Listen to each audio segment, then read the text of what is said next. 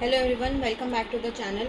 And आज हम आ गए हैं अपने नेक्स्ट टॉपिक के साथ, जो कि है वे फ्रागर। जैसा कि आप ऊपर हेडिंग में देख सकते हैं। वे फ्रागर क्या होता है? वे यानी कि यहाँ पे मतलब डब्ल्यू, एंड फ्रागर यानी कि क्वेश्चन।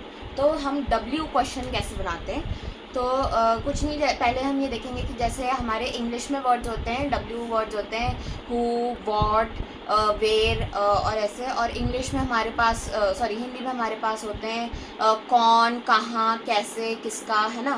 तो हम वो सब आज देखेंगे। एंड चलिए शुरू करते हैं। यहाँ पे मैंने सारे जो वर्ड्स हैं वो लिखे हुए हैं। एंड चलिए इनका मीनिंग जानते हैं आज। तो वेयर, आप साथ में प्रोनाउंसिएशंस भी देखते जाइएगा, ठीक है। तो WER, वेयर, इसको प्लीज़ अपने नोटबुक में साथ साथ नोट डाउन करती जाइए। मैं फटाफट पहले मीनिंग्स बता देती हूँ आपको, फिर हम क्वेश्चन फॉर्म करना सीखेंगे आज। तो वेयर, वेयर का मतलब होता है हु, कौन, ठीक है। वी का मतलब होता है हाउ, कैसे, ठीक है। वास का मतलब होता है वॉट, क्या, ठीक है। वो का मतलब होता है वेयर, कहाँ, ठीक है। वो हीन का मतलब होता है टू वे। इनको ना आप स्टार मार्क कर लीजिए, एक इसको, क्योंकि बहुत सारे जो जर्मन लर्नर्स हैं वो हीन और वो हेयर का मतलब भूल जाते हैं। आप इसको बिल्कुल लर्न कर लीजिए। वो हीन का मतलब होता है टू वे, ठीक है। कहाँ को अगर मैं लिखूँगी, ठीक है। ऐसे कहाँ को हम नहीं बोलते। जैसे अगर मैं बोलूँगी मैं दिल्ली जा रही हूँ, तो मैं कहाँ जा रही हूँ? मैं दिल्ली जा रही हूँ। तो हिंदी में हम कहाँ को ऐसे बोलते नहीं हैं, पर आप याद रखने के लिए कर लीजिए को, ठीक है। यहाँ पे मैं एक सिंबल बना देती हूँ ऐसे। इस सिंबल का मतलब है जाना, ठीक है। अब वो हेयर पे आते हैं, फ्रॉम वे।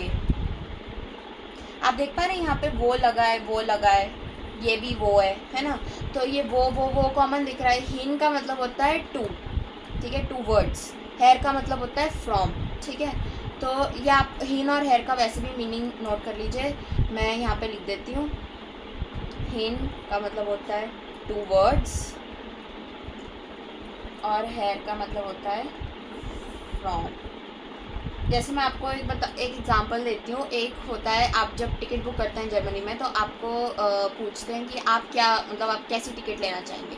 तो उसमें एक ऑप्शन होता है हिन उंड रुकफार्ट कार्टर। तो हिन उंड रुकफार्ट, हिन मतलब टू वर्ड्स, रुक मतलब ज़ुरुक बैक, हिन उंड एंड बैक फार्ट यानी जर्नी, कार्टर। तो towards and backwards journey की टिकट, तो यानी टू वे टिकट, ठीक है। वो two way ticket usually one way ticket से चीपर पड़ती है, जैसे नॉर्मल होती है।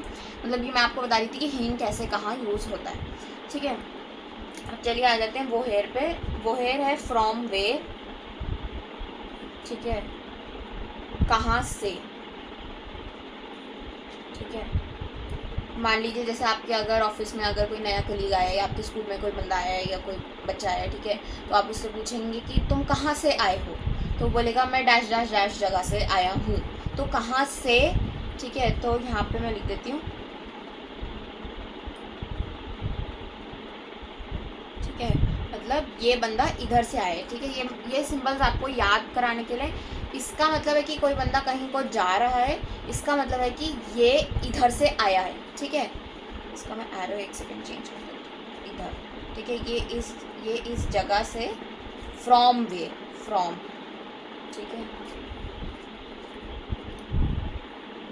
फ्रॉम, ठीक है। ये फ्रॉम है, ये टू है, ठीक है। बस आपको ये दो ज़रूर से ज़रूर याद रखना है। ऑल्दो इनका यूज़ बहुत कम होता है, पर अगर यूज़ होगा तो आप वो हीन वो हेयर में हमेशा कंफ्यूज हो जाएंगे कि कौन सा होता है, ठीक है। अब आ जाते हैं हम वापस से। वारुम का मतलब होता है वाई, क्यों,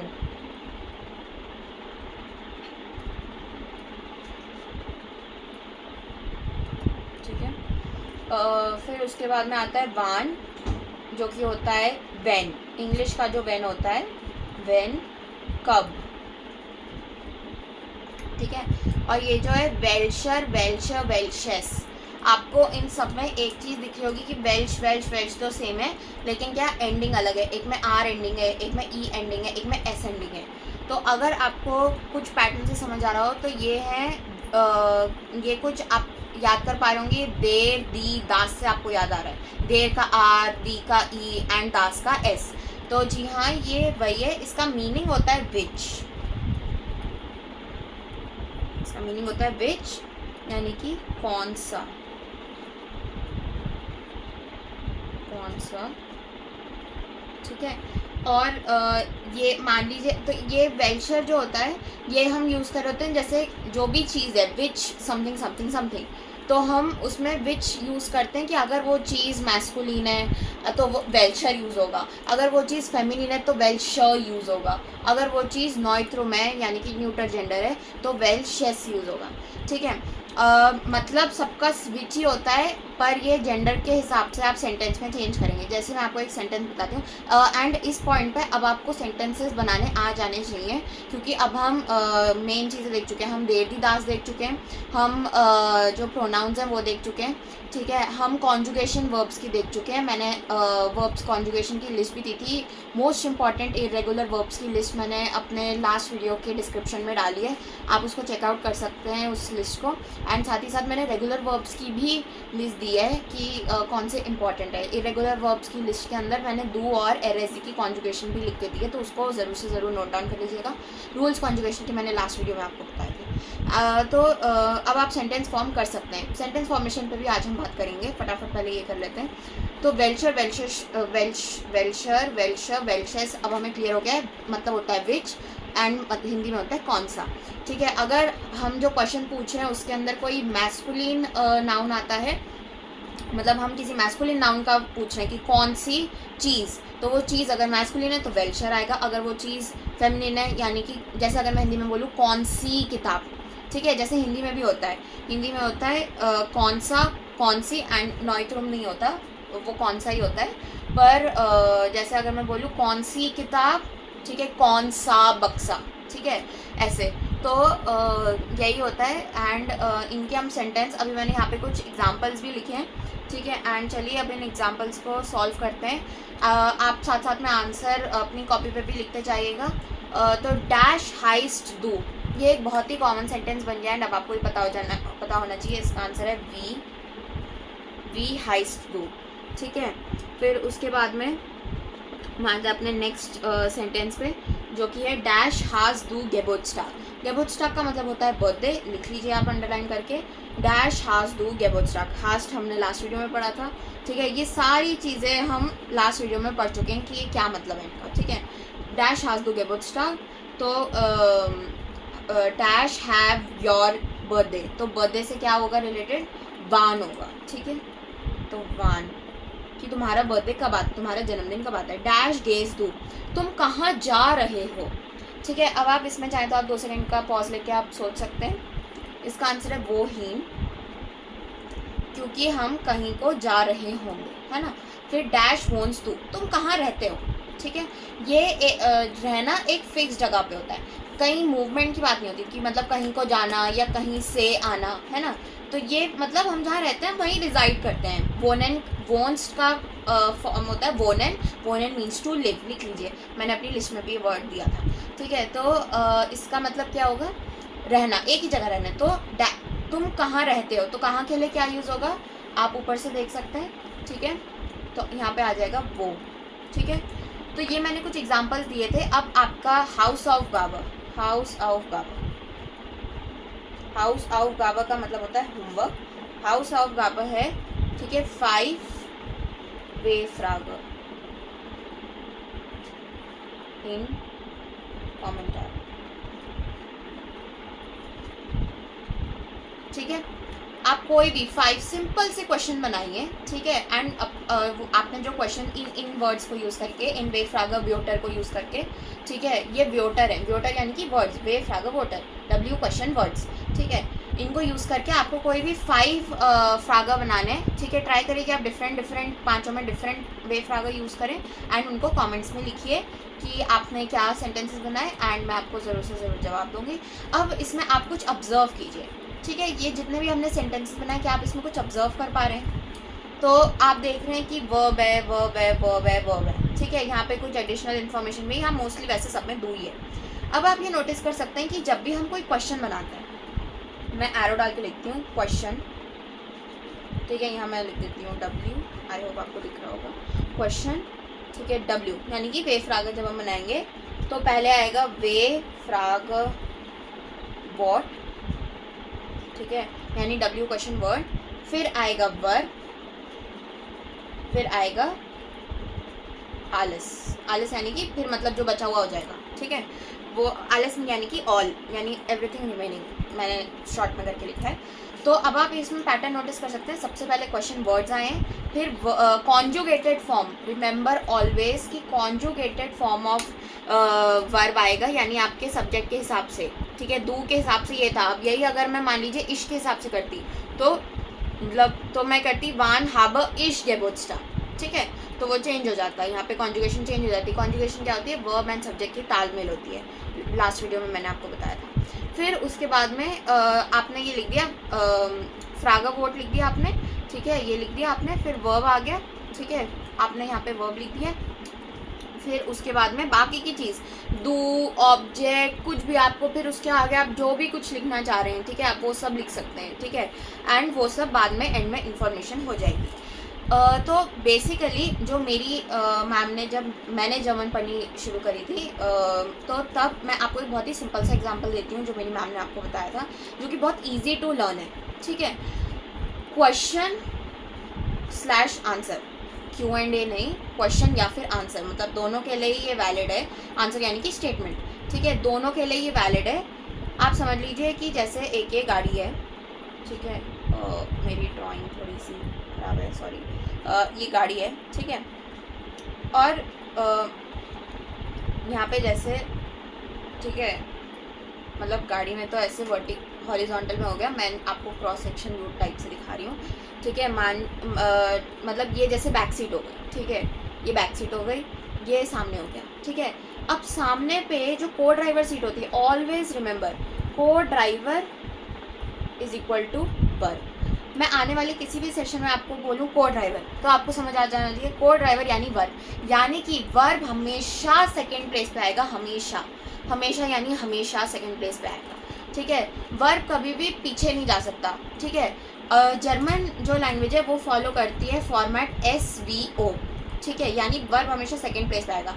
हम हिंदी में क्या, हम हिंदी में फॉलो करते हैं SOV, हम वर्ब एंड में रखते हैं। मैं खाना खा रही हूँ एंड में है, लेकिन इंग्लिश और जर्मन में हो जाता है इश ऐसा एसन, ऐसा का मैंने आपको लास्ट उसमें बताया था कॉन्जुगेशन, इश ऐसा एसन, ठीक है। तो आप देख सकते हैं कि ऐसा सेकंड प्लेस पे, तो इसीलिए हमें ये ध्यान रखना है कि वर्ब यानी को ड्राइवर, तो वर्ब हमेशा कॉन्जुगेटेड वर्ब हमेशा सेकंड प्लेस पे आएगा, ठीक है। अभी हम ये देख चुके हैं सेम। अब क्योंकि अब हमें ये पता है कि क्वेश्चन हो चाहे आंसर हो, जो वर्ब होगा वो हमेशा सेकंड प्लेस पे आएगा। तो अब हम सेंटेंसेस भी बिल्ड कर सकते हैं। एक्चुअली में कैसे बिल्ड करेंगे? सेंटेंस के लिए क्या चाहिए होता है? एक हमें कर्ता चाहिए होता है, ठीक है, हमें एक चाहिए होता है सब्जेक्ट, ठीक है, कर्ता, ठीक है। फिर हमें चाहिए, मैं ये यहाँ पे जो फॉर्मेशन लिखूंगी जर्मन के हिसाब से लिखूंगी, ठीक है। फिर यहाँ पे हमें चाहिए होता है वर्ब, क्रिया, ठीक है। फिर हमें चाहिए होता है ऑब्जेक्ट, मतलब मैं ऑब्जेक्ट ले देती हूँ, पर आप सेंटेंस में मतलब टाइम टू, मतलब कुछ भी आपको और लिखना हो तो वो सब आ जाता है। यहाँ पे मैं ऑब्जेक्ट लिख देती हूँ क्योंकि वो सब मतलब एक तरीके से ऑब्जेक्ट वो प्रेडिकेट में आ जाता है, ठीक है। अगर आपको प्रेडिकेट नहीं पता क्या होता है कोई बात नहीं, आप छोड़िए, बेसिकली सेंटेंस की रेस्ट ऑफ द इंफॉर्मेशन आ जाती है। करण, ठीक है, plus dash dash dash dash dash dash, यानी कि आपका बाकी का इन्फॉर्मेशन आ जाता है। अब ये होती है सेंटेंसेस के लिए। सेंटेंस यहाँ पे मैं लिख देती हूँ जेट्स, जेट्स यानी कि सेंटेंसेस, ठीक है। अब हम यहाँ पे एक चीज़ देख लेते हैं। अब हम कुछ सेंटेंसेस बना लेते हैं, ठीक है। आपका हाउस ऑफ गाबर है, ठीक है, मैं यहाँ पे लिख देती हूँ हाउस ऑफ गाबर, शॉर्ट फॉर्म में लिख रही हूँ मैं। चलिए 5 उधर हो गया तो 3z से बना दीजिए। ठीक है, ठीक है। आप कमेंट सेक्शन में कोई भी 3 सेंटेंसेस किसी भी सब्जेक्ट नाउन के साथ लिख सकते हैं। अच्छा, एक चीज़ और जो मैं आप सबको बताना चाहूँगी, कोई भी नेम होता है, हम किसी की बात करते हैं, ठीक है, किसी और की बात, और वो बंदा सब्जेक्ट है, ठीक है, सब्जेक्ट यानी करता है, मतलब वो काम कर रहा है, ठीक है। तो वो क्या, उसमें कौन सा वर्ब लगे, कॉन्जुगेशन कौन सी आएगी, एर, एस, जी, ठीक है। जैसे अगर मैं बोलूँ मीना, कोई भी सेंटेंस, मीना दिल्ली में रहती है, ठीक है, तो मीना दिल्ली में रहती है, ठीक है, तो क्या आएगा, मीना वोंट इन दिल्ली, ठीक है, दिल्ली रहता है जब, मीना वोंट इन दिल्ली, ठीक है। तो वोंट, WOHNT कौन सी कॉन्जुगेशन है, LSG की कॉन्जुगेशन है, ठीक है। अगर मैं मतलब मल्टीपल लोगों की बात कर रही हूँ, ठीक है, जैसे अगर मैं बोलूँ राम, श्याम,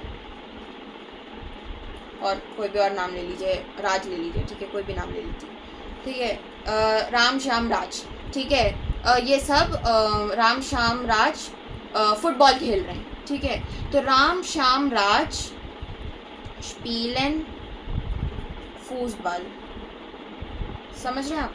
तो बेसिकली आपको ये नहीं, आपको इस पर नहीं जाना कि अरे अब तो कोई नाम आ गए तो अब हम कौन सी कॉन्जुगेशन यूज़ करेंगे, आपको सिर्फ ये देखना है कि वो क्या, मतलब हम किसी और की बात कर रहे हैं तो थर्ड पर्सन हुआ, ठीक है, मतलब हम किसी और की बात कर रहे हैं, और क्या ये सिंगुलर है कि प्लूरल है। अगर सिंगुलर है तो LSG की कॉन्जुगेशन लगा दीजिए, अगर प्लूरल है तो जी वाली कॉन्जुगेशन लगा दीजिए, दे वाली, है ना, जी का मतलब मैंने बता रखा है, दे वाली कॉन्जुगेशन लगा दीजिए, बिल्कुल लास्ट वाली आती है ना।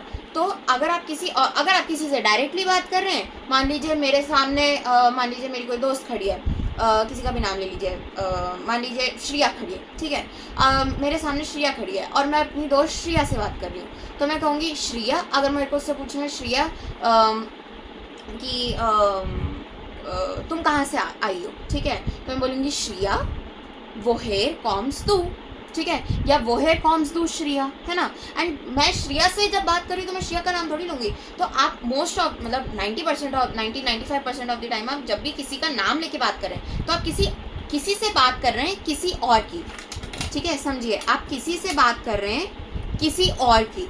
तो आप जब किसी और की बात कर रहे होते हैं, ठीक है, तो आप उसके अंदर या तो LSG की कॉन्जुगेशन लगाएंगे या जी वाली कॉन्जुगेशन लगाएंगे। मैं यहाँ पे लिख देती हूँ जी वाली कॉन्जुगेशन लगाएंगे, ठीक है। कैसे पता चलेगा LSG लगेगी कि जी लगेगी? अगर ये सिंगुलर है तो ये वाली लगेगी, अगर ये प्लूरल है यानी एक से ज़्यादा है तो आपके जी वाली लग जाएगी, बस इतना सा, ठीक है। अब आपको सारे टाइप के सेंटेंस बनाने आते हैं। चलिए मैं आपको कुछ Beispiele बता देती हूँ। Machen wir ein paar Beispiele. Let's do a couple of examples. ठीक है, फर्स्ट कोई भी सेंटेंस लिख दीजिए। मैं जर्मन सीख रही हूँ, ठीक है, तो क्या आएगा? Ich lerne Deutsch, ठीक है। फिर क्या आएगा कि चलिए ईयर के साथ बनाते हैं। ईयर आपको याद होगा कि क्या होता है, कमेंट सेक्शन में लिखिएगा ईयर क्या होता है, वैसे मैं भी बताई दूँगी। ईयर का मतलब होता है तुम सब, ठीक है, जब मैं डायरेक्टली बहुत सारे लोगों से बात कर रही हूँ, ठीक है। तो मैं पूछती हूँ ईयर से, अगर मैं पूछती हूँ कि या पूछने का नहीं, सेंटेंस का बनाते हैं, कुछ भी बना लीजिए। जैसे अगर मैं मान लो अपनी कुछ सहेलियों से डायरेक्टली बात करी तो मैं बोलूँगी ईयर ट्रिंक्ट वाटर, ठीक है, मतलब तुम सब पानी पी रहे हो, ठीक है। तो अभी मैंने आपको ये 2 सेंटेंसेस बनाए हैं, ठीक है। 3 सेंटेंस आपको कमेंट सेक्शन में लिख के बताने, किसी भी वर्ड किसी भी उसके साथ बना सकते हैं। एक कोशिश कीजिएगा कि किसी नाम के साथ बनाएंगे। जैसे मैं एक नाम के साथ बना के दिखाती हूँ आपको। जैसे अगर मैं लूँ मारा स्पीड शाक, शाक का मतलब होता है चेस, ठीक है, मारा स्पीड शाक, मारा प्लेस चेस। अच्छा, एक और चीज़ याद रखिएगा कि जर्मन के अंदर present tense is equal to present continuous tense. ये अगर आपको ये नहीं पता कि ये क्या होते हैं तो कोई बात नहीं, मैं बता देती हूँ। जैसे मैं खाना खाती हूँ, ठीक है, मैं एक एग्जाम्पल लिखती हूँ, खाती हूँ, ठीक है, खाती हूँ, ठीक है, ये हो गया प्रेजेंट टेंस, खाती हूँ, ठीक है, शायद डेली खाती हूँ, रोज़ खाती हूँ, एक एक दिन छोड़ के खाती हूँ, वॉट एवर इट इज़, ठीक है, खाती हूँ, ठीक है। एक है मैं खाना खा रही हूँ, ठीक है। तो इसमें अब आप देख रहे हैं कि ये हो रहा है काम, इट इज़ हैपनिंग, चल रहा है ये काम, लेकिन ये कि भाई खाती हूँ मतलब इट्स अ नॉर्मल, शायद रूटीन की बात है, ठीक है। तो ये इक्वली होते हैं जर्मन में, इनका कोई डिफरेंट नहीं होता, एक ही टेंस होता है, यही जो है। अब इसमें मारा स्पील शाका मतलब ये भी हो सकता है कि वो चेस खेलती है या फिर वो शतरंज खेल रही है, कुछ भी मतलब हो सकता है। ये आपको कंटेक्स्ट पे, आप किसी से बात कर रहे हैं, आपके कोई पैराग्राफ पे कुछ है, वो आपको कंटेक्स्ट पे समझ आ जाएगा कि वो कर रहे हैं काम या करते रहे, मतलब it is a routine thing है, ठीक है, रूटीन में चलती है वो चीज़, ठीक है। तो ये एक मेरे को आपको बताना था। तो अब हम सेंटेंसेस भी बिल्ड करना सीख चुके हैं, तो आज का आउटकम लिख लेते हैं एक तो, ठीक है, जो कि हमने सीख लिया वे फ्राग प्लस जेट्स, ठीक है। और साथ ही साथ में एक और चीज़ जो मैं आपको बताना चाहूँगी आज, हम एक और चीज़ भी देख लेते हैं, या नाइन फ्राग। या का मतलब होता है यस और नाइन का मतलब होता है नो, फ्राग का मतलब होता है क्वेश्चन। तो या नाइन फ्राग, ठीक है, या नाइन फ्राग मैं आपको इसी पार्ट के जो पार्ट नंबर 2 होगा मैं उसमें आगे कंटिन्यू करूँगी, क्योंकि आई डोंट नो कि लेंथ कितनी हो गई है वीडियो की, तो इसलिए हम इसे नेक्स्ट पार्ट में एक दूसरा पार्ट शूट करूँगी एंड उसमें हम फिर इसको सीखेंगे। एंड चलिए तब तक के लिए क्या, मैं अभी पार्ट 2 साथ में बना लूँगी पर आज मतलब पार्ट 1 का आउटकम हो गया वे फ्राग एंड जेट्स, ठीक है। नेक्स्ट पार्ट में मैं या नाइन फ्राग आपको बताऊँगी, ठीक है। वैसे आप मीनिंग से समझ ही गए होंगे कि या नाइन फ्राग येस नो क्वेश्चन, मतलब जिनका जवाब येस या नो, हाँ या ना में दिया जाता है जिनका। तो चलिए बाय बाय, मैं मिलती हूँ आपसे नेक्स्ट पार्ट में।